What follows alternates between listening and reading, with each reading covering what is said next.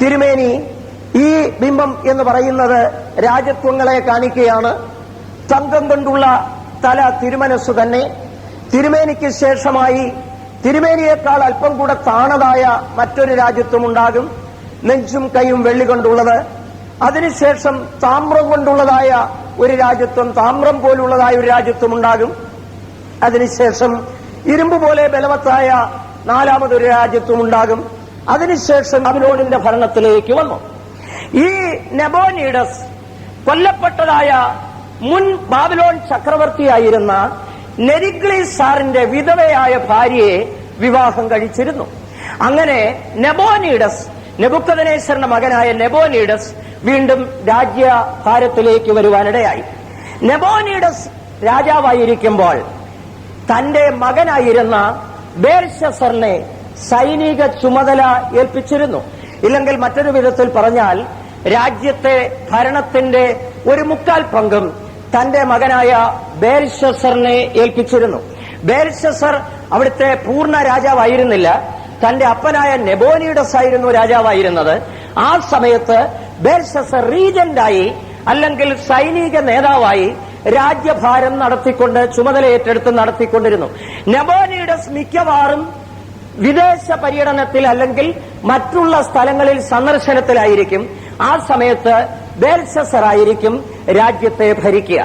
ഈ ബേൽശസ്സർ രാജ്യത്തെ ഭരിച്ചുകൊണ്ടിരിക്കുമ്പോഴാണ് ദാനിയേൽ പ്രവചനം 5-ാം അധ്യായത്തിൽ വിവരിച്ചിരിക്കുന്ന വിഷയങ്ങൾ സംഭവിക്കുന്നത്. നിങ്ങളുടെ ഓർമ്മയിൽ കാണുമായിരിക്കും, ബേൽശസ്സർ രാജാവായിരിക്കുമ്പോൾ ഒരുപക്ഷെ ചോദിക്കാം, ബേൽശസ്സർ രണ്ടാമനായിരുന്നു എന്ന് എങ്ങനെ മനസ്സിലാക്കാൻ കഴിയുമെന്ന്. അവിടെ 5-ാം അധ്യായത്തിൽ ദാനിയേൽ പ്രവാചകൻ സ്വപ്നവ്യാഖ്യാനം നടത്തുമ്പോൾ ബേൽശസ്സർ കൽപ്പന കൊടുക്കുകയാണ്, ഈ കയ്യെഴുത്തിനെ കുറിച്ചും അതിന്റെ അർത്ഥത്തെക്കുറിച്ചും വിവരിക്കുന്നവൻ രാജ്യത്തെ രണ്ടാമനായിരിക്കുമെന്നല്ല, മൂന്നാമനായിരിക്കും. അതിന്റെ അർത്ഥം ബേൽശസ്സർ രണ്ടാമനാണ്, അടുത്ത ആൾ മൂന്നാമനായിരിക്കും എന്ന് പ്രഖ്യാപിക്കുന്നതിലൂടെ ബേൽശസ്സർ രാജ്യത്തെ രണ്ടാമനായിരുന്നു എന്ന് വ്യക്തമാകുന്നു. ബേൽശസ്സർ ഈ ബാബിലോൺ സാമ്രാജ്യത്തെ ഭരിച്ചുകൊണ്ടിരുന്നപ്പോൾ ഒരു ദിവസം ഒരു വിരുന്ന് കഴിച്ചു. 1000 പേർക്ക് വിരുന്ന്. തന്റെ മഹത്തുക്കൾ, വെപ്പാട്ടികൾ എല്ലാവരെയും കൂട്ടിവരുത്തി രാജകൊട്ടാരത്തിൽ വളരെ വളരെ രാജകീയ പ്രൗഢിയോടുകൂടെ ഒരു വിരുന്ന് നടത്തപ്പെടുന്നു. വിരുന്ന് ഇങ്ങനെ നടന്നുകൊണ്ടിരിക്കുമ്പോൾ പെട്ടെന്ന് ബേൽശസ്സറിന്റെ ഹൃദയത്തിൽ ഒരു ചിന്ത ഉണ്ടായി, ഇപ്പോഴിവിടെ ഉള്ള പാത്രത്തിലൊന്നും കുടിച്ചാ പോരാ. ദേവാലയത്തിൽ വച്ചിരിക്കുന്ന നെബൂഖദ്നേസർ രാജാവ് യെരൂശലേം ദേവാലയത്തെ നശിപ്പിച്ച് അവിടെ നിന്ന് കൊള്ളയടിച്ചു കൊണ്ടുവന്നപ്പോൾ ആ ദേവാലയത്തിൽ വച്ചിരുന്നതായ വിശുദ്ധ പാത്രങ്ങളിൽ കൂടെ കള്ളു കുടിക്കണമെന്നൊരു മോഹം. ദൈവം തമ്പുരാന്റെ അടി കൊള്ളേണ്ട സമയത്ത് ഇതുപോലുള്ള ചിന്തകളൊക്കെ പലർക്കും ഉണ്ടാകും. ഇവന് ഈ വിശുദ്ധ പാത്രത്തിൽ കള്ളു കുടിക്കണമെന്നൊരു മോഹം. ഉടനെ കൽപ്പന കൊടുത്തു, കൊണ്ടുവരട്ടെ ദേവാലയത്തിൽ നിന്ന് വിശുദ്ധ പാത്രങ്ങൾ കൊണ്ടുവന്നു. അതിനകത്തോട്ട് കള്ളൊഴിച്ച് കുടിക്കാൻ തുടങ്ങി. പ്രത്യേകിച്ച് ഏതോ രുചി ഉണ്ടാകുമെന്നായിരുന്നു ബേൽശസ്സറിന്റെ ചിന്ത. മറ്റേ പാത്രത്തിൽ കുടിക്കുന്നതിനേക്കാൾ പ്രത്യേക രുചി ഈ പാത്രത്തിൽ ഒഴിച്ചു കുടിക്കുമ്പോൾ ഉണ്ടാകുമെന്നുള്ള ചിന്തയോടെ ആയിരിക്കാം അത് കൊണ്ടുവരാൻ പറഞ്ഞത്. ആ പാത്രങ്ങൾ കൊണ്ടുവന്നു, അതിനകത്തേക്ക് മദ്യമൊഴിച്ചു, താൻ കുടിച്ചു, തന്റെ മഹത്തുക്കൾക്കും കൊടുത്തു, വെപ്പാട്ടികൾക്കും കൊടുത്തു. ഇങ്ങനെ കള്ളുകുടിച്ച് പൂസായി, ഒരു നാടൻ ഭാഷ ഉപയോഗിച്ചോട്ടെ, ക്ഷമിക്കണം, ഇങ്ങനെ പൂസായി വിഗ്രഹങ്ങളെ, കൈകളാൽ ഉണ്ടാക്കിയ വിഗ്രഹങ്ങളെ ഒത്തിരി ഉണ്ട്, അവിടെ ഒത്തിരി ഉണ്ട്. അതിനെയെല്ലാം നമസ്കരിച്ചു കൊണ്ടിരിക്കുമ്പോൾ പെട്ടെന്നിതാ അവനെ അസ്തപ്രജ്ഞനാക്കി തീർക്കുന്ന ഒരു സംഭവം. ഒരു കൈ മുകളിൽ നിന്ന് താഴേക്ക് നീണ്ടുവരുന്നു. അവർ വിരുന്ന് കഴിച്ചുകൊണ്ടിരുന്ന ആ വിരുന്നുശാലയുടെ ഭിത്തിയിൽ ഈ കൈ നീണ്ടുവന്നിട്ട് വിരൽ കൊണ്ട് ചിലത് എഴുതുന്നു. ഈ എഴുത്ത് കണ്ടപ്പോൾ ഇരുന്ന ഇരിപ്പിൽ ബേൽശസ്സർ അവിടെ വായിക്കുന്നു, അവന്റെ അരയുടെ ഏപ്പ് അഴിഞ്ഞുപോയി. അരയുടെ ഏപ്പ് അഴിഞ്ഞുപോയെന്ന്. ഇരുന്ന ഇരിപ്പിൽ പിന്നെ ചലിച്ചിട്ടില്ല. അല്ലെങ്കിൽ നമുക്ക് മനസ്സിലാകുന്ന ഭാഷ പറഞ്ഞ അവന്റെ അരക്കൂടിന്റെ ആപ്പ് തെറിച്ചുപോയി. ആ ഇരുന്ന ഇരിപ്പിൽ അവിടെ ഇരിക്കുക. ആ വിശുദ്ധ പാത്രം എടുത്തുകൊണ്ട് കുടിക്കാൻ ഇരിപ്പാ, പിന്നെ പൊങ്ങിയിട്ടില്ല കേട്ടോ. അവിടെ ആ ഇരിപ്പിരിക്കുക. ഈ കൈ കൊണ്ട് രാജ കൊട്ടാരത്തിന്റെ അവൻ വിരുന്നശാലയിൽ വീഞ്ഞു കഴിച്ചുകൊണ്ടിരുന്ന ആ വിരുന്നശാലയുടെ ഭിത്തിയിൽ എഴുതി മെനെ മെനെ തെക്കേൽ ഉഫർസീൻ. വായിക്കാൻ അറിഞ്ഞുകൂടാ, എവർക്കാർക്കും മനസ്സിലാകുന്ന ഭാഷയല്ല. വിദ്വാൻമാരെ വരുത്തി, മന്ത്രവാദികളെ വരുത്തി, ശകുനവാദികളെ വരുത്തി ഇതിന്റെ അർത്ഥമെന്ന് പറയണമെന്ന് പറഞ്ഞു. അവർക്കാർക്കും പറയാൻ കഴിഞ്ഞില്ല. അപ്പോൾ രാജസന്നിധിയിലിരുന്ന രാജ്ഞി ആ രാജ്ഞി എന്നുള്ളത് കൊണ്ട് ഒരുപക്ഷെ നിങ്ങൾ ചിന്തിക്കരുത് അത് ബേൽഷസ്സറിന്റെ ഭാര്യയാണെന്ന് ധരിക്കരുത്. അത് ഒരുപക്ഷെ നെബോനീഡസിന്റെ ഭാര്യയാകാം. ആ രാജ്ഞി പറയുകയാണ്, ഇങ്ങനെ സ്വപ്നവ്യാഖ്യാനം നടത്തുവാൻ കഴിവുള്ള വിശേഷ കൃപയുള്ള ഒരു യഹൂദ വംശത്തിൽപ്പെട്ടവൻ ദാനിയേൽ എന്നു പേരുള്ള ഒരുവനുണ്ട്, അവനെ വരുത്തിയാൽ മതിയാകുമെന്ന്. ദാനിയേലിനെ വരുത്തി ദാനിയേലിനോട് പറയുകയാണ്, ഈ കൈയെഴുത്തും അതിന്റെ അർത്ഥവും ഒന്ന് വിവരിച്ചു തരണമെന്ന്. പ്രത്യേകം ശ്രദ്ധിക്കേണ്ട ഒരു വിഷയമുണ്ട്. ഈ കൈ വന്ന് എഴുതിയത് ഏത് ഭിത്തിയിലാണെന്നറിയാമോ? രാജാക്കന്മാർ കുറ്റവാളികൾക്ക് ശിക്ഷകൾ എഴുതിയിടുന്ന ഭിത്തിയിലാണ് ഈ കൈ വന്ന് എഴുതിയത്. ബാബേലിലെ രാജാക്കന്മാർ പല മനുഷ്യർക്കും ഈ ഭിത്തിയിൽ അവരുടെ ജീവിതത്തിന്റെ വിധി നിർണയിച്ചതാണ്. തൂക്കുവാനുള്ളവരെ തൂക്കിക്കൊല്ലുവാൻ, വെട്ടിക്കൊല്ലേണ്ടവരെ വെട്ടിക്കൊല്ലുവാൻ ശാസനകൾ എഴുതിയിടുന്ന ഭിത്തി. ആ ഭിത്തിയിൽ ദൈവം ചെയ്യുന്ന കണ്ടോ? അവരനേകരുടെ ജീവിതങ്ങൾക്ക് വിധി നിർണയിച്ച അതേ ഭിത്തിയിൽ ദൈവം തമ്പുരാൻ യവന്റെ വിധിയും എഴുതിയിട്ടു. എന്താ എഴുതിയിട്ടത്? മെനെ മെനെ തെക്കേൽ ഉഫർസീൻ. ദാനിയേൽ അർത്ഥം വിവരിച്ചു കൊടുക്കുന്നു. ദൈവം നിന്റെ രാജ്യത്വം തൂക്കി നോക്കി, എണ്ണി നോക്കി, നിന്നെ തൂക്കി നോക്കി, നിന്നെ കുറവുള്ളവനായി കണ്ടിരിക്കുന്നു. ദൈവം തൂക്കി നോക്കുന്ന ദൈവമാണ്. വ്യക്തികളെ തൂക്കി നോക്കും, രാജ്യങ്ങളെ തൂക്കി നോക്കും, രാജത്വങ്ങളെ തൂക്കി നോക്കും. ഭരണകൂടത്തിലേക്ക് കയറിക്കഴിഞ്ഞാൽ എന്തും ചെയ്യാമെന്ന് ധരിക്കരുത്. അങ്ങനെ ധരിച്ചിട്ടുള്ളവരൊക്കെ ഉണ്ട്. അവരൊക്കെ അലൂമിനിയം പാത്രത്തിൽ ഇരുമ്പഴിക്കുള്ളിൽ കഞ്ഞി കുടിച്ചിട്ടുണ്ട്. മനസ്സിലായി കാണും. അത്രയും പറഞ്ഞ് ഞാൻ നിർത്തുക. അതിനെക്കുറിച്ച് അധികം വ്യാഖ്യാനിക്കാൻ പറ്റുകയില്ല. ഭരണതലത്തിൽ അക്രമവും അനീതിയും ചെയ്തവരൊക്കെ നമ്മുടെ സമീപ സംസ്ഥാനത്ത് നടന്ന കാര്യമാണ്. ഇത്രയും പറയുമ്പോൾ മനസ്സിലായി കാണും. ഒരു ദിവസമെങ്കിലും പുള്ളിക്കാരിയെ അലൂമിനിയം പാത്രത്തിൽ കഞ്ഞി കുടിപ്പിക്കണമെന്ന് അന്നത്തെ മുഖ്യമന്ത്രിക്ക്, ഇപ്പോഴത്തെ മുഖ്യമന്ത്രിക്ക്, ഇവിടുത്തെ കേരളത്തിലെ അല്ല, ആ സംസ്ഥാനത്തെ മുഖ്യമന്ത്രിക്ക് ഒരാഗ്രഹം. അതുകൊണ്ട് ഒരു ദിവസം കുടിപ്പിച്ചു. ഇരുമ്പഴിക്കുള്ളിൽ അലൂമിനിയം പാത്രത്തിൽ കഞ്ഞി കുടിക്കേണ്ടി വന്നു. ഇങ്ങനെ താഴ്ന്നതിനെ ഉയർത്തുകയും ഉയർന്നതിനെ താഴ്ത്തുകയും ചെയ്യുന്ന ദൈവമാണ്. ഭരണകൂടങ്ങളെ തൂക്കി നോക്കുന്നവൻ. ഇപ്പോഴും ഇന്ത്യയുടെ ഭരണത്തിലേക്ക് ചിലരൊക്കെ കയറിയിട്ടുണ്ടല്ലോ.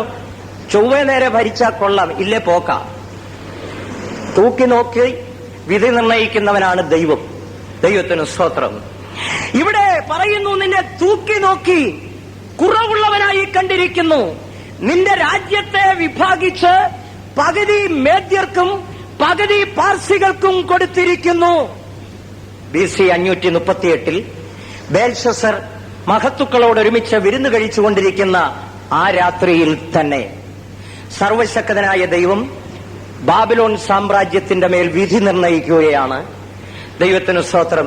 ബേൽഷസർ ആ ഇരുന്ന ഇരിപ്പിൽ നിന്ന് പിന്നെ ഒരിക്കലും എഴുന്നേറ്റിട്ടില്ല. അവന്റെ കാലുകൾ ആടി, അവന്റെ അരക്കൂടിന്റെ ഏപ്പ് അഴിഞ്ഞുപോയിട്ട് ആ നിലയിലിരുന്നു. അന്ന് അർദ്ധരാത്രിയിൽ വീഞ്ഞു കുടിച്ച് സുബോധമറ്റ നിലയിൽ ഇവർ ആയിരിക്കുമ്പോൾ മേദ്യ പേർഷ്യ സൈന്യം ബാബേൽ നഗരത്തിലേക്ക് ഇരച്ചു കയറുകയായിരുന്നു. അത് യെശയ്യാ പ്രവചനം 44-ാം അധ്യായം 27-ാം വാക്യത്തിന്റെയും 45-ാം അധ്യായം 1, 2, 3 വാക്യങ്ങളുടെയും ഒരു നിവർത്തിയായിരുന്നു. യെശയ്യാ പ്രവചനം 47-ാം അധ്യായം 44-ാം അധ്യായം 27-ാം വാക്യത്തിൽ പാർസി രാജാവായ കോരശിനെ കുറിച്ചൊരു പ്രവചനം നമുക്ക് കാണുവാൻ കഴിയും. ഈ കോരശ് ജനിക്കുന്നതിന് 100 കണക്കിന് വർഷങ്ങൾക്ക് മുൻപേ ദൈവത്തിന്റെ പ്രവാചകനായ യെശയ്യാവിലൂടെ കോരശിനെ കുറിച്ച് ദൈവത്തിന്റെ ആത്മാവ് സംസാരിക്കുന്നു.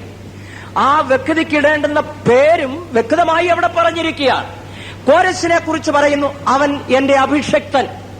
44-ാം അധ്യായത്തിന്റെ 27 വാക്യത്തിൽ നിന്റെ മുൻപാകെ നദികൾ ഉണങ്ങിപ്പോക എന്ന് കൽപ്പിക്കും. വായിക്കാം.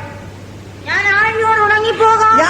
ആഴിയോട് ഉണങ്ങിപ്പോക എന്ന് കൽപ്പിക്കും. അടുത്ത നിന്റെ നദികളെ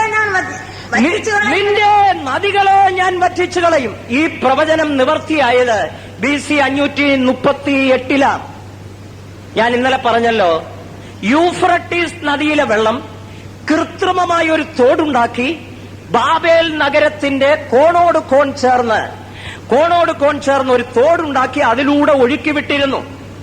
ഈ തോട്ടിലേക്ക് ഇറങ്ങുവാൻ തോടിന്റെ ഇരുകരയിൽ നിന്നും ശക്തമായ ഒരു മതിലുണ്ട്. ആ മതിലിൽ 100 താമ്ര കതകുകൾ ഉണ്ടായിരുന്നു.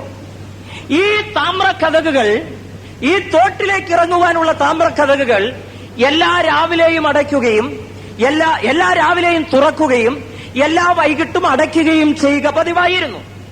എന്നാൽ ഈ വിരുന്ന് കഴിക്കുന്ന ഈ രാത്രിയിൽ കുടിച്ചു പൂസായി ബോധം കെട്ടപ്പോൾ ഈ താമ്ര കതകുകൾ അടയ്ക്കുവാൻ കാവൽക്കാർ മറന്നുപോയി. അന്ന് ഈ BC 538 ബാബിലോൺ അധപ്പതിക്കുന്ന അല്ലെങ്കിൽ പരാജയപ്പെടുന്ന ആ ദിവസം രാത്രിയിൽ മേദ്യ പേർഷ്യ സൈന്യം ബാബിലോൺ കീഴടക്കുവാനായി കടന്നു വന്നിട്ട് ഈ പട്ടണത്തിനകത്ത് പ്രവേശിക്കുവാൻ മാർഗമില്ല എന്ന് കണ്ടപ്പോൾ ഈ യൂഫ്രട്ടീസ് നദിയിൽ നിന്ന് ബാബിലോൺ നഗരത്തിലേക്ക് ഒഴുകിക്കൊണ്ടിരിക്കുന്ന ആ തോട്ടിൽ ചിറയുണ്ടാക്കി അണക്കെട്ടുണ്ടാക്കി വെള്ളം തിരിച്ചുവിട്ടു. അതുകൊണ്ട് ഈ പട്ടണത്തിലേക്കുള്ള നദി വറ്റിപ്പോയി. ഈ പ്രവചനം നിവർത്തിയാകുന്നു. നിന്റെ മുൻപാകെ നദികൾ ഉണങ്ങിപ്പോക എന്ന് കൽപ്പിക്കും. ഈ തോടിനെ വറ്റിച്ചിട്ട് ഈ തോട്ടിലൂടെയാണ് മേദ്യ പേർഷ്യ സൈന്യം ബാബേൽ നഗരത്തിലേക്ക് പ്രവേശിച്ചത്. ഇവരിതിനകത്ത് പ്രവേശിച്ച് നോക്കിയപ്പോൾ വാതിലുകൾ തുറന്നു കിടക്കുന്നു.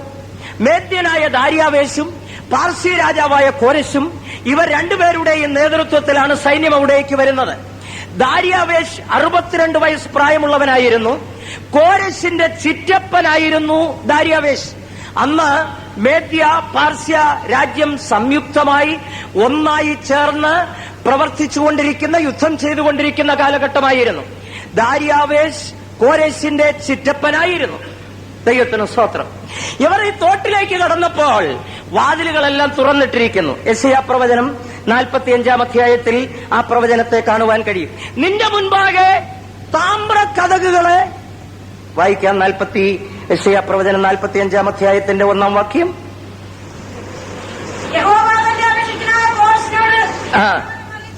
അരുളി ചെയ്യുന്നു. വായിക്കാം. 2 വാക്യം വായിക്കാം. ഞാൻ നിനക്ക് മുമ്പായി ചെന്ന് ദുർഘടങ്ങളെ നിരപ്പാക്കുകയും താമ്ര കതകുകളെ തകർത്ത് ഇരുമ്പോടാമ്പലെ ഖണ്ഡിച്ചു കളയുകയും ചെയ്യും. അടുത്തത് അതിന്റെ 3 വാക്യത്തിന്റെ അവസാനം. ഞാൻ നിനക്ക് ഇരുട്ടിലെ നിക്ഷേപങ്ങളെയും മറവിടങ്ങളിലെ ഗുപ്തനിധികളെയും എന്റെ ദാസനായ യാക്കോബ് നിമിത്തവും എന്റെ വൃതനായ ഇസ്രായേൽ നിമിത്തവും നിന്നെ പേർ ചൊല്ലി വിളിച്ചിരിക്കുന്നു എന്ന് യഹോവ അരുളി ചെയ്യുന്നു. ദൈവത്തിന് സ്തോത്രം. അവന്റെ മുൻപാകെ താമ്ര കതകുകൾ തുറന്നു കിടക്കും, ഇരുമ്പോടാമ്പലുകൾ മുറിഞ്ഞു കിടക്കും. അവന് ഇരുട്ടിലെ നിക്ഷേപങ്ങളെയും മറവിടങ്ങളിലെ ഗുപ്തനിധികളെയും കൊടുക്കും. കോരശ് ജനിക്കുന്നതിന് മുൻപേ അവനെക്കുറിച്ചുള്ള പ്രവചനമാണ്. BC 538 അത് നിവർത്തിയാകുന്നു. ദൈവത്തിന് സ്തോത്രം. ഇവർ ഈ തോട്ടിനകത്തേക്ക് കടക്കുമ്പോൾ താമ്ര കതകുകൾ തുറന്നു കിടക്കുന്നു. സൈന്യം അകത്തേക്ക് ഇരച്ചു കയറി. ബേൽശസ്സർ ആ രാജസിംഹാസനത്തിൽ ഇരുന്ന ഇരിപ്പിൽ തന്നെ കൊല്ലപ്പെട്ടു. ബാബിലോണിലെ മറവിടങ്ങളിലെ ഗുപ്തനിധികളും ഇരുട്ടിലെ നിക്ഷേപങ്ങളും ഈ കോരേശിന്റെ കൈകളിൽ ഏൽപ്പിക്കപ്പെടുന്നു.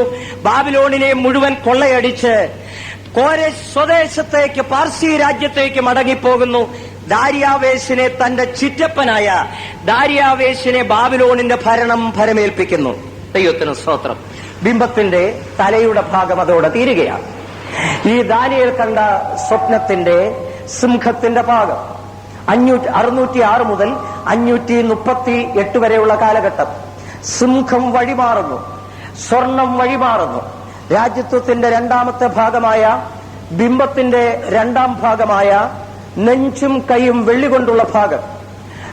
ദാനിയേൽ കണ്ട ദർശനത്തിലെ കരടിക്ക് സദൃശ്യമായ മൃഗം, രാജ്യത്വത്തിന്റെ 2ാം ഭാഗം. ദൈവത്തിന് സ്തോത്രം. സ്വർണത്തെക്കാൾ വെള്ളിക്ക് മാറ്റുകുറവുള്ളതുപോലെ ബാബിലോണ്യ ഭരണത്തെക്കാൾ മേദ്യ പേർഷ്യ ഭരണത്തിന് മാറ്റു കുറവായിരുന്നു. ബാബിലോണ്യ ഭരണം ഏകാധിപത്യ ഭരണമായിരുന്നു. പക്ഷേ മേദ്യ പേർഷ്യ ഭരണം പ്രഭുത്വ ഭരണമായിരുന്നു. രാജാക്കന്മാരെക്കാൾ പ്രഭുസഭയ്ക്കായിരുന്നു അധികാരം കൂടുതൽ. പ്രഭുസഭ നിയമിക്കുന്നത് പോലെ, തീരുമാനിക്കുന്നത് പോലെ രാജാക്കന്മാർ ഭരണം നടത്തണമായിരുന്നു. പാർസി രാജ്യത്തിന്റെ ഭരണം അപ്രകാരമായിരുന്നു. സിംഹത്തെക്കാൾ വില കുറഞ്ഞ അല്ലെങ്കിൽ സ്റ്റാൻഡേർഡ് കുറഞ്ഞ ഒരു മൃഗമായി കരടിയെ കാണുന്നത് പോലെ, സ്വർണത്തെക്കാൾ തരം താണ ഒരു ലോകമായി വെള്ളിയെ കാണുന്നത് പോലെ ബാബിലോൺ ഭരണത്തെക്കാൾ തരം താണ ഭരണമായിരുന്നു രണ്ടാമത്തെ ഭരണമായ മേദ്യ പേർഷ്യ ഭരണം. അത് BC 538 ബാബിലോണിനെ കീഴടക്കിക്കൊണ്ട് പാർസി രാജാവായ കോരശിന്റെ നേതൃത്വത്തിൽ ശക്തിപ്പെടുകയാണ്. വെള്ളി, ദാനിയേൽ കണ്ട ദർശനത്തിൽ കരടി. ദാനിയേൽ കാണുമ്പോൾ ഈ കരടിയുടെ വായിൽ 3 വാരിയെല്ലുകൾ കടിച്ചുപിടിച്ചിരിക്കുന്നു. 3 വാരിയെല്ലുകൾ കടിച്ചുപിടിച്ചിരിക്കുന്നു. ഇതിന്റെ അർത്ഥം പാർസി രാജ്യം ശക്തിപ്പെട്ടത് 3 യുദ്ധങ്ങളിൽ 3 രാജ്യങ്ങളെ കീഴടക്കിക്കൊണ്ടാണ്. 1 ലിഡിയ, 2 ബാബിലോൺ, 3 ഈജിപ്റ്റ്. ഈ 3 രാജ്യങ്ങളെ കീഴടക്കിക്കൊണ്ടാണ് പാർസി രാജ്യം ശക്തിപ്പെടുന്നത്. ഈ 3 വാരിയെല്ലുകൾ ഈ 3 രാജ്യങ്ങളെ കാണിക്കുന്നു. ദൈവത്തിന് സ്തോത്രം. ഈ മേദ്യ പേർഷ്യ രാജ്യത്തെക്കുറിച്ച് കുറെ കൂടെ വിശദമായി മനസ്സിലാകണമെങ്കിൽ ദാനിയേൽ പ്രവചനം 8-ാം അധ്യായത്തിലേക്ക് കടന്നു വരണം. ദാനിയേൽ പ്രവചനം 8-ാം അധ്യായത്തിൽ പ്രവാചകനായ ദാനിയേൽ ഈ 4 മൃഗങ്ങളെ ദർശനം കണ്ടിട്ട് 2 വർഷം കഴിഞ്ഞതിന് ശേഷം അവൻ ഒരു ദർശനം കാണുന്നു. ദാനിയേൽ പ്രവചനം 8-ാം അധ്യായത്തിൽ അതിന്റെ 3-ാം വാക്യത്തിൽ വായിക്കുമ്പോൾ, ദാനിയേൽ നോക്കിക്കൊണ്ടിരിക്കുമ്പോൾ ഒരാട്ടുകൊറ്റൻ കരേറി വരുന്നതായി കാണുന്നു. 8-ന്റെ 3-ാം വാക്യം വായിക്കാം. 8-ന്റെ 3-ാം വാക്യം. 2 കൊമ്പുള്ള ഒരു ആട്ടുകൊറ്റൻ നദീതീരത്ത് നിൽക്കുന്നത് കണ്ടു. 2 കൊമ്പുള്ള ഒരു ആട്ടുകൊറ്റൻ നദീതീരത്ത് നിൽക്കുന്നത് കണ്ടു. അടുത്തത്, ആ കൊമ്പുകൾ നീണ്ടവയായിരുന്നു. ആ കൊമ്പുകൾ നീണ്ടവയായിരുന്നു. അടുത്തത്, ഒന്ന് മറ്റേതിനേക്കാൾ അധികം നീണ്ടത്. ഒന്ന് മറ്റൊന്നിനേക്കാൾ അധികം നീണ്ടത്. അതിന്റെ അർത്ഥം കൂടെ മതി. അതെ മതി. അധികം നീണ്ടത് ഒടുക്കം മുളച്ചു വന്നതായിരുന്നു. അധികം നീണ്ടത് ഒടുക്കം മുളച്ചു വന്നതായിരുന്നു. അതിന്റെ അർത്ഥം കൂടെ പറഞ്ഞിട്ട് അടുത്ത വിഷയത്തിലേക്ക് പ്രവേശിക്കാം. ഈ ആട്ടുകൊറ്റന്റെ 2 കൊമ്പുകൾ മേദ്യ പേർഷ്യ രാജ്യത്തെ കാണിക്കുന്നതിന്റെ അർത്ഥം മനസ്സിലാക്കണമെങ്കിൽ നമ്മൾ വേറെ എങ്ങും പോണ്ട. ആ അധ്യായത്തിൽ തന്നെ ഉണ്ട്. 8-ാം അധ്യായം 20-ാം വാക്യം വായിച്ചാൽ മതി. നീ കണ്ട ആട്ടുകൊറ്റൻ, 2 കൊമ്പുള്ളതായി നീ കണ്ട ആട്ടുകൊറ്റൻ, 2 കൊമ്പുള്ളതായി നീ കണ്ട ആട്ടുകൊറ്റൻ പാർസി രാജാക്കന്മാരെ കുറിക്കുന്നു. മലയാളത്തിൽ പാർസി രാജാക്കന്മാർ എന്നാണ്. ഇംഗ്ലീഷിൽ വായിച്ചാൽ മേദ്യ പേർഷ്യ രാജാക്കന്മാരെ കാണിക്കുന്നു എന്ന് വ്യക്തമായി എഴുതിയിരിക്കുന്നു. 2 കൊമ്പുള്ള ആട്ടുകൊറ്റൻ മേദ്യ പേർഷ്യ രാജാക്കന്മാരെ കാണിക്കുന്നു. അതിന്റെ ഒരു കൊമ്പ് അല്പം നീണ്ടതാണ് മറ്റേ കൊമ്പിനേക്കാൾ. ഒരു കൊമ്പ് അല്പം നീണ്ടത് എന്ന് പറയുന്നത് ആ നീണ്ട കൊമ്പ് മേദ്യരെക്കാൾ ശക്തി കൂടിയ പാർസികളെ കാണിക്കുന്നു. ഈ 2 കൂട്ടരിൽ ശക്തി കൂടിയത് പാർസികൾക്കായിരുന്നു. മേദ്യർക്ക് ശക്തി കുറവായിരുന്നു. അവിടെ വായിക്കുന്നു, നീണ്ട കൊമ്പ് ഒടുക്കം മുളച്ചു വന്നു. ആദ്യം മുളച്ചത് നീളം കുറഞ്ഞതാണ്. അതിന്റെ അർത്ഥം ആദ്യമായി രാജ്യഭാരം ഏറ്റെടുത്തത് മേദ്യ രാജാവായ ദാരിയവേശായിരുന്നു. 2 വർഷമേ ഭരിച്ചുള്ളൂ. 2 വർഷം കഴിഞ്ഞപ്പോൾ താൻ മരിച്ചു. അതോടുകൂടെ മേദ്യ എന്നുള്ള പേര് നഷ്ടമായിട്ട് പാർസി രാജാക്കന്മാർ എന്നുള്ള നിലയിൽ അറിയപ്പെടുന്നു. അതാണ് നീളം കുറഞ്ഞ കൊമ്പ് ആദ്യം മുളച്ചു വന്നു, നീളം കൂടിയത് രണ്ടാമത് മുളച്ചു വന്നു, അല്ലെങ്കിൽ ഒടുക്കം മുളച്ചു വന്നു. മേദ്യ രാജ്യം ആദ്യം ശക്തിപ്പെട്ടു, പാർസ്യ രാജ്യം പിന്നെ ശക്തിപ്പെട്ടു. അധികം ശക്തി പാർസി രാജാക്കന്മാർക്കായിരുന്നു. ഈ കരടിയുടെ ഭാഗത്തേക്ക് വരുമ്പോൾ കരടി ഒരു പാർശ്വം ഉയർത്തിപ്പിടിച്ചിരിക്കുന്നു. ആ ഉയർത്തിപ്പിടിച്ചിരിക്കുന്ന പാർശ്വം ശക്തി കൂടിയ പാർസികളെ കാണിക്കുന്നു. ബിംബത്തിന്റെ ഭാഗത്തേക്ക് വരുമ്പോൾ 2 കൈകൾ, വലത്തെ കൈ ഇടത്തെ കൈയേക്കാൾ ശക്തി ഉള്ളതുകൊണ്ട് വലത്തെ കൈ ശക്തി കൂടിയ പാർസികളെ കാണിക്കുന്നു. ബിംബത്തിന്റെ നെഞ്ചും കൈയും കൊണ്ടുള്ള ഭാഗത്തിൽ വലത്തെ കൈയും കരടിയുടെ ഉയർത്തിപ്പിടിച്ചിരിക്കുന്ന ഭാഗവും ഈ ആട്ടുകൊറ്റന്റെ നീളം കൂടിയ കൊമ്പും ഒരേ വിഷയത്തെ ചൂണ്ടിക്കാണിക്കുകയാണ്. ശക്തി കൂടിയ പാർസി രാജാക്കന്മാരെ കാണിക്കുന്നു. ഇത്രയും മനസ്സിലായി കാണുമെന്ന് ഞാൻ ധരിക്കുന്നു. ദൈവത്തിന് സ്തോത്രം. ഈ ആട്ടുകൊറ്റൻ നദീതീരത്ത് നിൽക്കുന്നതായി കണ്ടു. അവിടെ വായിക്കുന്നു 8-ാം അധ്യായത്തിൽ, ആട്ടുകൊറ്റൻ കിഴക്കോട്ടും തെക്കോട്ടും പടിഞ്ഞാറോട്ടും ഇടിക്കുന്നത് ഞാൻ കണ്ടു. വായിക്കാം 8-ാം അധ്യായം 4-ാം വാക്യം. ആ ആട്ടുകൊറ്റൻ പടിഞ്ഞാറോട്ടും വടക്കോട്ടും തെക്കോട്ടും ഇടിക്കുന്നത് ഞാൻ കണ്ടു. ആട്ടുകൊറ്റൻ പടിഞ്ഞാറോട്ടും വടക്കോട്ടും തെക്കോട്ടും ഇടിക്കുന്നത് കണ്ടു. അതിന്റെ അർത്ഥം പാർസി രാജാക്കന്മാരുടെ യുദ്ധം അവരുടെ രാജ്യത്തിന്റെ പടിഞ്ഞാറ് ഭാഗത്തും വടക്ക് ഭാഗത്തും തെക്ക് ഭാഗത്തേക്കുമായിരുന്നു എന്നർത്ഥമാക്കുകയാണ്. ലോക ചരിത്രം നോക്കിയാൽ അത് നമുക്ക് വ്യക്തമായി മനസ്സിലാക്കുവാൻ കഴിയും. ദൈവത്തിന് സ്തോത്രം. അടുത്തതായി, അതിന്റെ കയ്യിൽ നിന്ന് വിടുവിക്കുവാൻ രക്ഷിക്കാവുന്നവൻ ആരുമുണ്ടായിരുന്നില്ല. 8-ാം അധ്യായം 5-ാം വാക്യം വായിക്കുമ്പോൾ, ഞാൻ നോക്കിക്കൊണ്ടിരിക്കുമ്പോൾ ഒരു കോലാട്ടുകൊറ്റൻ നിലം തൊടാതെ സർവഭൂതലത്തിലൂടെയും വരുന്നത് ഞാൻ കണ്ടു. ദൈവത്തിന് സ്തോത്രം. 2-ാമത്തെ രാജ്യത്വമാണ് മേദ്യ പേർഷ്യ രാജ്യത്വം. BC 538 മുതൽ BC 330 വരെ ലോകത്തെ അടക്കി ഭരിച്ചിരുന്ന ഒരു ഭരണം. നെബൂഖദ്നേസർ കണ്ട ബിംബത്തിന്റെ നെഞ്ചും കൈയും കൊണ്ടുള്ള ഭാഗം, ദാനിയേൽ കണ്ട ദർശനത്തിൽ കരടിക്ക് തുല്യമായ മൃഗം, അതേസമയത്ത് 8-ാം അധ്യായത്തിലെ ആട്ടുകൊറ്റൻ. ഇത് മേദ്യ പേർഷ്യ രാജാക്കന്മാരെ കാണിക്കുകയാണ്. 538 മുതൽ 330 വരെ ഈ ലോകത്തെ ഭരിച്ചിരുന്ന ഒരു രാജ്യത്വം. വിശദീകരിക്കാൻ വളരെയേറെ ഉണ്ട്. എങ്കിലും സമയം പരിമിതമായതുകൊണ്ട് ഞാൻ അടുത്ത വിഷയത്തിലേക്ക് പ്രവേശിക്കുകയാണ്. ദൈവത്തിന് സ്തോത്രം. 3-ാമത്തെ സാമ്രാജ്യമാണ്, 3-ാമത്തെ രാജ്യത്വമാണ് നെബൂഖദ്നേസർ കണ്ട ബിംബത്തിന്റെ താമ്രം കൊണ്ടുള്ള ഭാഗം. വയറും അരയും താമ്രം കൊണ്ടുള്ളത്. അത് ഗ്രീസ് സാമ്രാജ്യത്തെ കാണിക്കുന്നു. BC 330 ലോകത്തിൽ ശക്തിപ്പെട്ട ഒരു ഭരണമാണ് ഗ്രീസിന്റെ ഭരണം. ദാനിയേൽ കണ്ട ദർശനത്തിൽ, ദാനിയേൽ പ്രവചന 7-ാം അധ്യായത്തിൽ 3-ാമത്തെ മൃഗം, പുള്ളിപ്പുലിക്ക് സദൃശ്യമായ മൃഗം, 4 തലയുണ്ട്, 4 കൊമ്പുകളുണ്ട്. ദാനിയേൽ പ്രവചനം 8-ാം അധ്യായത്തിന്റെ 5-ാം വാക്യത്തിൽ വിവരിക്കുന്ന കോലാട്ടുകൊറ്റൻ, പരുപരുത്ത കോലാട്ടുകൊറ്റൻ, അതാണ് 8-ാം അധ്യായം 5-ാം വാക്യത്തിൽ വായിക്കുന്നു. വായിക്കാം. ഞാൻ നോക്കിക്കൊണ്ടിരിക്കുമ്പോൾ ഒരു കോലാട്ടുകൊറ്റൻ പടിഞ്ഞാറ് നിന്ന് വരുന്നു. ദൈവത്തിന് സ്തോത്രം. അടുത്ത നിലം തൊടാതെ സർവഭൂതലത്തിലൂടെയും വരുന്നു. ഇതൊക്കെ ശ്രദ്ധിക്കണം. ഈ രാജ്യത്വങ്ങളൊക്കെ ലോകത്തിൽ ഉണ്ടാകുന്നതിന് 100 കണക്ക് വർഷത്തിനു മുൻപ് പ്രവാചകന്മാർ മുഖാന്തരം ദൈവത്തിന്റെ ആത്മാവ് അരുളി ചെയ്തത് പിൽക്കാലത്ത് അക്ഷരാർത്ഥത്തിൽ വള്ളിക്ക് പുള്ളിക്ക് വ്യത്യാസം വരാതെ നിറവേറിയതായി ലോക ചരിത്രത്തിൽ രേഖപ്പെടുത്തിയിരിക്കുന്നത് കൊണ്ട് ബൈബിൾ 100% സത്യമാണെന്ന് കണ്ണുമടച്ച് വിശ്വസിക്കുവാൻ കഴിയും. അവിടെ വായിക്കുന്നു, ഒരു കോലാട്ടുകൊറ്റൻ പടിഞ്ഞാറ് നിന്ന് വരുന്നു, നിലം തൊടാതെ വരുന്നു, അത് സർവഭൂതലത്തിലൂടെയും വരുന്നു. കോലാട്ടുകൊറ്റന് കണ്ണുകളുടെ നടുവിൽ വിശേഷമായ ഒരു കൊമ്പുണ്ടായിരുന്നു. ഇതേതാണെന്ന് പറയാം. ദാനിയേൽ കണ്ട, നെബൂഖദ്നേസർ കണ്ട ബിംബത്തിന്റെ 3-ാം ഭാഗം, താമ്രം കൊണ്ടുള്ള ഭാഗം, ഗ്രീസ് ഭരണം. അതിന്റെ 1-ാമത്തെ രാജാവായിരുന്നു അലക്സാണ്ടർ. അലക്സാണ്ടറിന്റെ സൈന്യങ്ങളുടെ പടച്ചട്ടയും തൊപ്പിയും താമ്രമായിരുന്നു. ഈ ദാനിയേൽ കണ്ട ദർശനത്തിലെ 3-ാമത്തെ മൃഗം, പുള്ളിപ്പുലിക്ക് സദൃശമായ മൃഗം, 4 തലയും 4 ചിറകുകളും ഉണ്ടായിരുന്നു. ദാനിയേൽ കണ്ട ദർശനത്തിൽ, ദാനിയേൽ പ്രവചന 8-ാം അധ്യായത്തിലെ പരുപരുത്ത കോലാട്ടുകൊറ്റൻ, അത് പടിഞ്ഞാറ് നിന്ന് വരുന്നു, നിലം തൊടാതെ വരുന്നു, സർവഭൂതലത്തിലൂടെയും വരുന്നു. ഇതാണ് അലക്സാണ്ടറിന്റെ ഗ്രീസ് ഭരണം.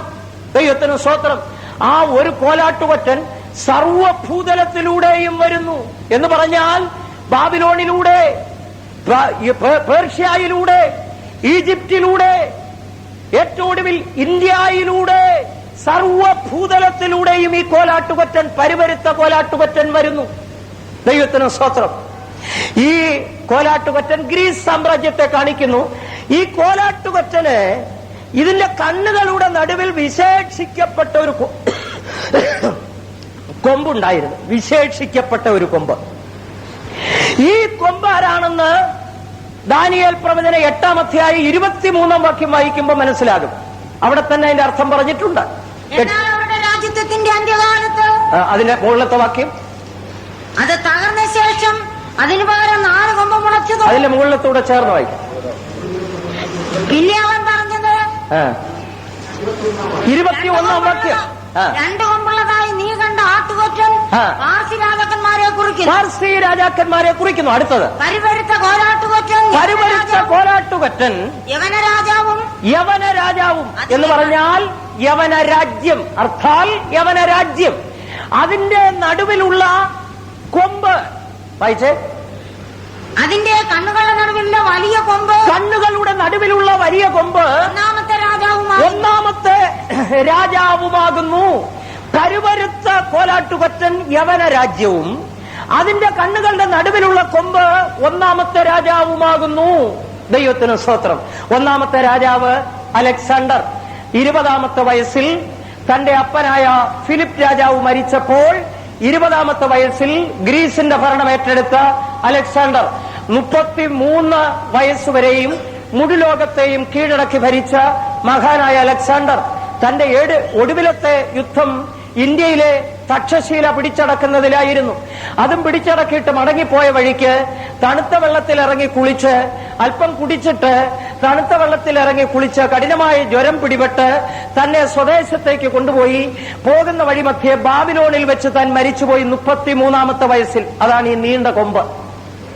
അത് ശക്തിപ്പെട്ടപ്പോൾ ആ കൊമ്പ് പറഞ്ഞുപോയി. ശക്തിപ്പെട്ടപ്പോൾ കൊമ്പ് പറഞ്ഞുപോയി. 33-ാമത്തെ വയസ്സിൽ ഈ നടുവിലത്തെ കൊമ്പ് ശക്തിപ്പെട്ടപ്പോൾ പറഞ്ഞുപോയി. ഈ കൊമ്പ് പറഞ്ഞുപോയിട്ട് ഈ കൊമ്പിൽ നിന്ന്, ഈ തലയിൽ നിന്ന് 4 കൊമ്പുകൾ മുളച്ചു വന്നു. 4 കൊമ്പുകൾ മുളച്ചു വന്നു. വായിക്കാം അതിന്റെ വാക്യം. അത് തകർന്ന ശേഷം അതിന് പകരം 4 കൊമ്പ് മുളച്ചു. 4 കൊമ്പുകൾ മുളച്ചു വന്നു. അതിന്റെ അർത്ഥം അലക്സാണ്ടറിന്റെ മരണശേഷം ഗ്രീസ് സാമ്രാജ്യം 4ആയി വിഭജിക്കപ്പെട്ടു. ദാനിയേൽ കണ്ട 3-ാമത്തെ മൃഗത്തിൽ, പുള്ളിപ്പുലിക്ക് സദൃശ്യമായ മൃഗത്തിൽ 4 തലയും 4 ചിറകുകളും. ഈ പരിവരുത്ത കോലാട്ടുകൊറ്റന്റെ കണ്ണിന് നടുവിലുള്ള കൊമ്പ് പറഞ്ഞു പോയതിനു ശേഷം, മുറിഞ്ഞു പോയതിനു ശേഷം 4 കൊമ്പുകൾ മുളച്ചു വന്നു. ദൈവത്തിന് സ്തോത്രം. ഈ 4 തലയും ഈ 4 ചിറകും ഈ 4 കൊമ്പുകളും ഒരേ വിഷയത്തെ കാണിക്കുന്നു. ഇതുപോലെ തന്നെ ദൈവത്തിന്റെ പ്രവാചകനായ ദാനിയേലിന് വെളിപ്പെടുത്തി കൊടുത്തതുപോലെ തന്നെ അലക്സാണ്ടറിന്റെ മരണശേഷം ഈ ഗ്രീസ് സാമ്രാജ്യം 4ആയി വിഭജിക്കപ്പെട്ടു. 4 സൈനിക നേതാക്കൾ ഈ ഗ്രീസ് സാമ്രാജ്യത്തെ 4ആയി വിഭജിച്ചെടുത്തു. 1 ലിസിമക്കസ്, 2 കസാണ്ടർ, 3 സെല്യൂക്കസ്, 4 ടോളമി എന്നീ 4 സൈനിക നേതാക്കൾ ഗ്രീസ് സാമ്രാജ്യത്തെ 4ആയി വിഭജിക്കുന്നു. 4ആയി വിഭജിക്കപ്പെട്ട രാജ്യങ്ങൾ: 1 ഏഷ്യ മൈനർ അല്ലെങ്കിൽ ത്രേസ്, 2 മാസിഡോണിയ, 3 സിറിയ, 4 ഈജിപ്റ്റ് എന്നിങ്ങനെ 4 രാജ്യങ്ങളായി ഗ്രീസ് സാമ്രാജ്യം വിഭജിക്കപ്പെടുകയാണ്. 4 തലയും 4 ചിറകുകളും 4 കൊമ്പുകളും. ഇനി അതിൽ മർമ്മപ്രധാനമായ ഒരു വിഷയമുണ്ട്. പ്രവാചകനായ ദാനിയേൽ നോക്കിക്കൊണ്ടിരിക്കുമ്പോൾ ഈ 4 കൊമ്പുകളുടെ ഇടയിൽ നിന്ന് ഒരു ചെറിയ കൊമ്പ് മുളച്ചു വരുന്നു. ഞാൻ ഇന്നലെ പറഞ്ഞു, അന്ത്യക്രിസ്തുവിന് അല്ലെങ്കിൽ എതിർ ക്രിസ്തുവിന് ഒരു പേര് കൊടുത്തിട്ടുണ്ട്, ചെറിയ കൊമ്പ്. 8-ാം അധ്യായം അതിന്റെ 9-ാം വാക്യം. അവയിൽ നിന്നൊരു ചെറിയ കൊമ്പ് മുളച്ചു വരുന്നു. വായിക്കാൻ. അവയിൽ ഒന്നിൽ നിന്ന് ഒരു ചെറിയ കൊമ്പ് പുറപ്പെട്ടു. 4 കൊമ്പുകളുടെ ഇടയിൽ നിന്ന് ഒരു ചെറിയ കൊമ്പ് മുളച്ചു വരുന്നു. ആരാന്നറിയാം ഈ ചെറിയ കൊമ്പ്? ഈ ചെറിയ കൊമ്പെന്ന് പറയുന്നതാണ് ആന്റി ക്രൈസ്റ്റ്, എതിർ ക്രിസ്തു. ആ ചെറിയ കൊമ്പിന്റെ അർത്ഥവ്യാഖ്യാനവും അതിൽ തന്നെ കൊടുത്തിട്ടുണ്ട്. 8-ാം അധ്യായത്തിന്റെ 26-ാം വാക്യം വായിക്കുമ്പോൾ, എന്നാൽ അവരുടെ രാജത്വത്തിന്റെ അന്ത്യകാലത്ത് അതിക്രമക്കാരുടെ അതിക്രമം തികയുമ്പോൾ ഉഗ്രഭാവവും ഉപായബുദ്ധിയും ഉള്ള ഒരു രാജാവ് എഴുന്നേൽക്കും. അതാ ചെറിയ കൊമ്പ്. വായിക്കാം. എന്നാൽ അവരുടെ രാജ്യത്വത്തിന്റെ അന്ത്യകാലത്ത് അതിക്രമക്കാരുടെ അകൃത്യം തികയുമ്പോൾ ഉഗ്രഭാവവും ഉപായബുദ്ധിയും ഉള്ള രാജാവ് എഴുന്നേൽക്കും. ഉഗ്രഭാവവും ഉപായ ബുദ്ധിയും ഉള്ള ഒരു രാജാവ് എഴുന്നേൽക്കും. എതിർ ക്രിസ്തു എവിടെ നിന്ന് വരും എന്ന് ചോദിച്ചാൽ ഈ 4 രാജ്യങ്ങളിൽ ഏതെങ്കിലും ഒന്നിൽ നിന്ന് പുറപ്പെടണം. വേദപണ്ഡിതന്മാരുടെ അഭിപ്രായം സിറിയയിൽ നിന്ന് വരുമെന്നാണ്. അത് പൂർണ്ണമായിട്ട് നമുക്ക് അതിനെ ബേസ് ചെയ്യാൻ പറ്റത്തില്ല, അല്ലെങ്കിൽ അതിനെ പിന്താങ്ങാൻ പറ്റുകയില്ല. അവരുടെ അഭിപ്രായമാണ്. ഒരുപക്ഷെ അത് സിറിയയിൽ നിന്ന് വരാം. അതിന് അവരടിസ്ഥാനമായി സിറിയയിൽ നിന്ന് വരും എന്ന് പറയുന്നതിന് അടിസ്ഥാനമായി പറയുന്നത് വടക്കേ ദേശത്തിലെ രാജാവ് എന്ന് എതിർ ക്രിസ്തുവിന് ദാനിയേൽ പ്രവചനം 9-ാം അധ്യായത്തിൽ ഒരു പേര് കൊടുത്തിട്ടുണ്ട്. 10-ാം അധ്യായത്തിലാണെന്ന് തോന്നുന്നു. 11-ാം അധ്യായത്തിൽ വടക്കേ ദേശത്തിലെ രാജാവ്, 11-ാം അധ്യായം 40-ാം വാക്യം വായിക്കുമ്പോൾ വടക്കേ ദേശത്തെ രാജാവ് രഥങ്ങളോടും കുതിരച്ചവകരോടും വളരെ കപ്പലുകളോടും കൂടെ ചുഴലിക്കാറ്റ് പോലെ അവന്റെ നേരെ വരും. ഇസ്രായേലിന് വടക്ക് ഭാഗത്തുള്ള ദേശം സിറിയ ആയതുകൊണ്ട് വടക്കേ ദേശത്തിലെ രാജാവെന്ന് എതിർ ക്രിസ്തുവിനെ വിളിക്കുന്നത് കൊണ്ട് ഒരുപക്ഷെ അത് സിറിയയിൽ നിന്ന് വരാം എന്ന് ധരിക്കുന്നു. എന്തായാലും ഒരു കാര്യം ശരിയാണ്, ഈ ഗ്രീസ് സാമ്രാജ്യം 4ആയി വിഭജിക്കപ്പെട്ട ഏതെങ്കിലും ഒരു രാജ്യത്തിൽ നിന്നായിരിക്കും എതിർ ക്രിസ്തു വെളിപ്പെടുക. അതാണ് ഈ ചെറിയ കൊമ്പ് എന്നുള്ളത് കാണിക്കുന്നത്. ദൈവത്തിന് സ്തോത്രം. ഇനി നെബൂഖദ്നേസർ കണ്ട ബിംബത്തിന്റെ 4-ാം ഭാഗത്തിലേക്ക് കടന്നു വരാം. ഈ ബിംബത്തിന്റെ 4-ാം ഭാഗം 4ാമത്തെ സാമ്രാജ്യം റോമൻ സാമ്രാജ്യത്തെ കാണിക്കുന്നു.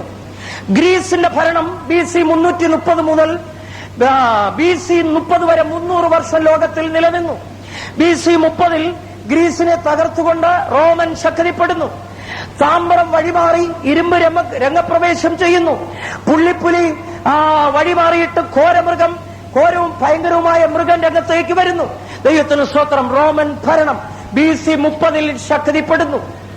എന്നാൽ അത് AD 364 വരെ ലോകത്തിൽ നിലനിന്നു. ബിംബത്തിന്റെ 2 കാലുകൾ ഇരുമ്പ് കൊണ്ടുള്ളത്. ഈ 2 കാലുകൾ വെളിപ്പെടുത്തുന്നത് റോമൻ ഭരണകൂടത്തിന്റെ അവസാനം ഇത് 2ആയി വിഭജിക്കപ്പെടുമെന്നാണ്.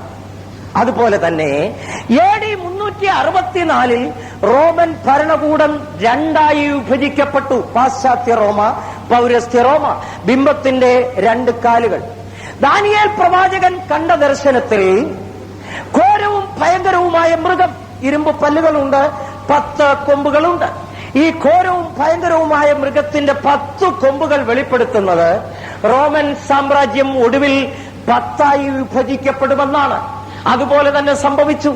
പാശ്ചാത്യ റോമ, പൗരസ്ത്യ റോമ വീണ്ടും 5-5ആയി വേർതിരിക്കപ്പെട്ടതിന് ശേഷം 10 കൊമ്പിലേക്ക് കടന്നു വരുന്നു.